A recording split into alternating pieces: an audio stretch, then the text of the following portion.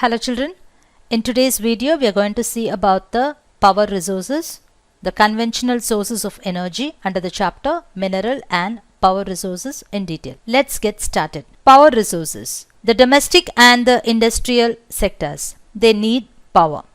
So it is essential for the agriculture, transport, communication and defense.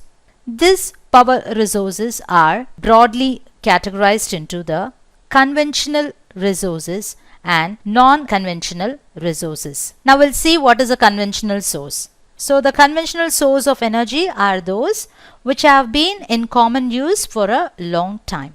So for example, the firewood and the fossil fuels. Now we'll see about the non-conventional sources of energy, which is the alternative forms of energy used in the modern times. For example, the wind energy, the tidal energy. Okay, so in this video, we are going to see in detail about the conventional sources of energy. So as I said, the conventional sources of energy, there are some examples, the firewood and the mineral fuels. So the mineral fuels, the examples of mineral fuels are the coal, petroleum and natural gas. Mineral fuels are essential for generating power.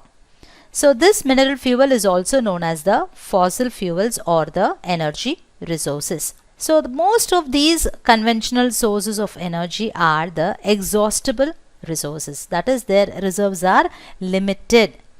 So except some resources like the firewood. Firewood is a renewable resource. So we'll see first about the firewood. So this firewood is widely used for cooking and heating, and more than 50% of the energy used by the villagers, it comes from the firewood only. So as we know, this firewood is a renewable resource and it is also known as the fuel wood. It is very cheap as compared to the other sources of energy, and it is easily obtained from the twigs and branches of the trees that have dried and fallen down. Next we'll see about the coal. It is one of the most important minerals and it is mainly used in the generation of thermal power. And it is also used as a domestic fuel. It is used in the iron and steel industry, and it is used in the steam engines. The word thermal means heat. What do you think about the coal? The coal that we use today, it is formed millions of years ago. They are the transformed remains of the organic matters, that is the giant ferns and the swamps that were buried under the layers of the earth. So here you have the picture of the giant ferns and the swamps. Swamps are nothing but the forested wetlands. So how the coal is formed? So this wetland or these ferns, when it dies, okay, and it is accumulated on the surface as the organic matter, and it will be initially decomposed by the bacteria and it will be buried, and due to increased heat and pressure, this organic matter is formed into the coal, and this is not going to happen in a year or two. It will take several thousands of years. And now we'll see the leading coal producers of the world, that is China, USA, Germany, Russia, South Africa and France.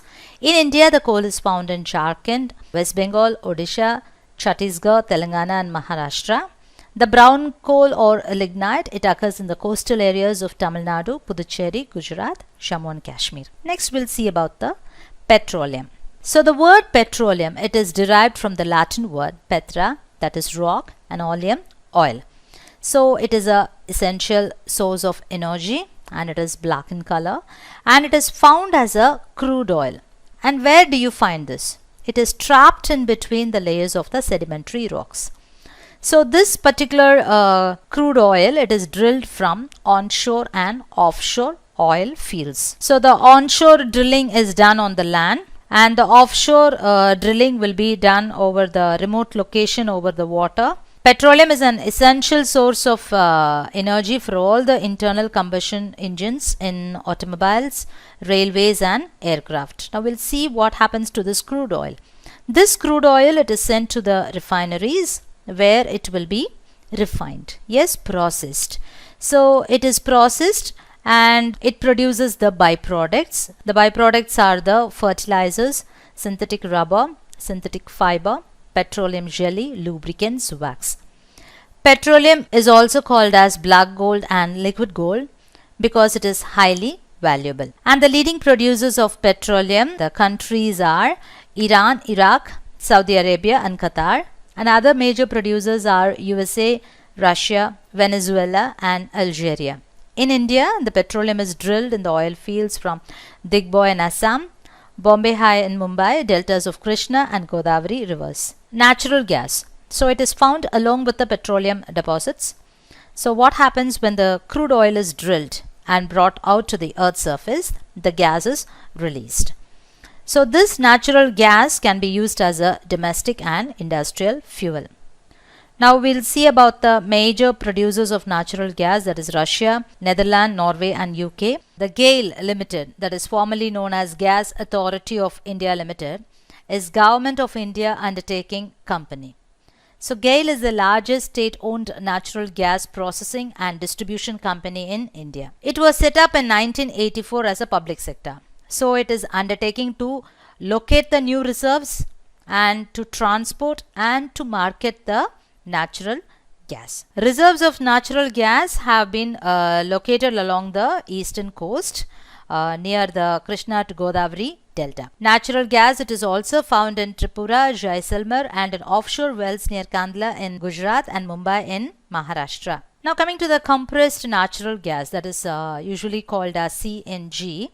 It is an eco-friendly automobile fuel. Why it is called as eco-friendly means it causes less pollution as it is compared with the petrol and diesel. More and more automobile users, they are resorting to CNG. They are adopting the CNG fuel. Yes children, in this video we saw about the conventional sources of energy, that is we saw about the firewood and the mineral fuels, that is the coal, petroleum and natural gas in detail.